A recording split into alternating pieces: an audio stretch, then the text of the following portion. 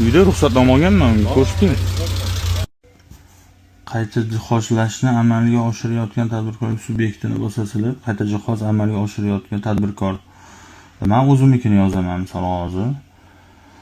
Yuridik shaxs sirtidan yozsanglar, tezroq to'ldirib o'tirishinglar shart bo'lmaydi. Shuning men o'zimnikini yozaman.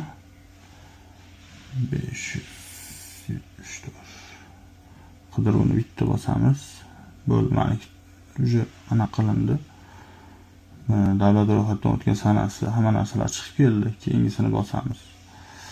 Qayta jihoz to'g'risida ma'lumot.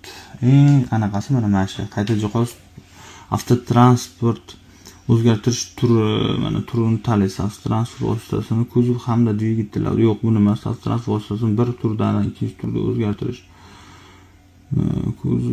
Kuzov mana shu bo'lishi kerak. Kuzov tanlaymiz. Gibrid o'rnatish yukxona avtotransport vositasini tashkil, yukxonani eshiklarini ikki yonga o'xshatib yo'q bo'lmas, to'g'ri ishlab chiqarilgan yo'q bo'lmas. Chet elga qo'shimcha mana qo'shimcha o'rindiq o'rnatish yoki kamaytirish, olib tashlash bosasizlar. Izoh. Men panachi pistonchi avtotransport vositasini nima deydi? Avtotransport vositasini o'rindiqlarini kamaytirish uchun ruxsat berishingizni so'rayman deb yozasizlar. Keyin saqlashni bosasizlar. Endi men oxirigacha yozmadim. Sizlar lekin oxirgi ana sikllarigacha qarab yozinglar. Keyingisi bitta qilamiz. Xo'p, mazkur arizadan men roziman deysizlar, bosasizlar.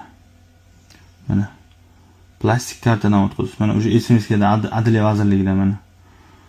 Raqami arizangiz yuzasidan to'lov amalga oshirish kerak. To'lov amalga oshirishingiz kerak. Mana 123.600 so'm ekan. Shuni olsanglar, xudo xolisa, hammasi yaxshi bo'ladi. O'rgan bo'lsanglar, hammaga rahmat. Sog' bo'linglar, omon bo'linglar, charchamanglar. Yaxshiliklarni ko'rishinglar.